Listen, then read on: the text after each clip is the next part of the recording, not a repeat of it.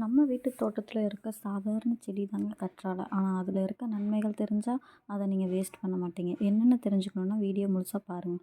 ஸ்கின்னாக இருக்கட்டும், ஹேராக இருக்கட்டும், கற்றாழை மாதிரி ஒரு ரெமெடி இல்லைங்க. ஸ்கின்னுக்கு எப்படி யூஸ் பண்ணலான்னு பார்க்கலாங்களா? கற்றாழையை நல்லா 3 to 4 டைம்ஸ் தண்ணியில் வாஷ் பண்ணிவிட்டு ஸ்கின்னுக்கு அப்ளை பண்ணிவிட்டு வாங்க. பிம்பிள்ஸ் எல்லாம் ரெடியூஸ் ஆகுங்க. ஹேருக்கும் அதே மாதிரி தாங்க. ஹேருக்கும் நல்லா அப்ளை பண்ணிவிட்டு வாங்க. டேண்ட்ரஃபும் ரெக்கவர் ஆகுங்க. நெக்ஸ்ட் வந்து கருவேப்பிலைங்க. கருவேப்பிலை வந்து முடியை வலுவாக்குங்க, கண் பார்வைக்கு நல்லது, இரத்த சோகைக்கு குணப்படுத்துங்க, கல்லீரலையும் பாதுகாக்க உதவுங்க. இது செரிமான பிரச்சனைக்கு இது நல்லதுங்க.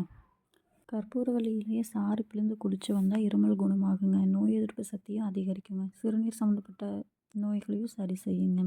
கற்பூரவள்ளி இலையை தினமும் 2 சாப்பிட்டு வந்தால் காசநோய் குணமாகுங்க. குழந்தைகளுக்கு அடிக்கடி கற்பூரவள்ளி சாறு 5 மில்லி கொடுத்தா மண்டவயிறு சம்மந்தப்பட்ட பிரச்சனை இருந்தாலும் இதை டெய்லி பச்சையாக கூட சாப்பிட்டு வரலாங்க. மருதாணிங்க.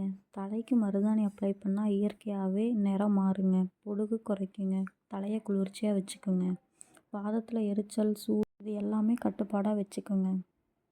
இந்த இலை பேர் அப்பக்கோவ தலைங்க. இது வந்து கிராமப்புறங்களில் தாங்க பார்க்க முடியும். குழந்தைங்களுக்கு தாங்க இது யூஸ் ஆகும். குழந்தைங்களுக்கு மேலுக்கு முடியாமல் இருக்கும்போது இந்த இலையை நசுக்கி சாறு எடுத்து உடம்புல கை காலெல்லாம் தேய்ச்சி குளிச்சு விட்டு அவங்களுக்கு ஏற்பட்டிருக்க சளி தொந்தரவோ, இருமலோ, காய்ச்சலோ எல்லாமே குணமாகுங்க. வெத்தலையில் கால்சியமும் இரும்பு சத்தும் இருக்குங்க. நம்ம வெறும் வயிற்றுலேயே வெற்றிலையில் வந்து மென்று சாப்பிட்டு வந்தால் மலச்சிக்கல் நீங்குங்க, பசி உண்டாகும், வாய்ப்புண் வயிற்றுப்புண் நீங்குங்க.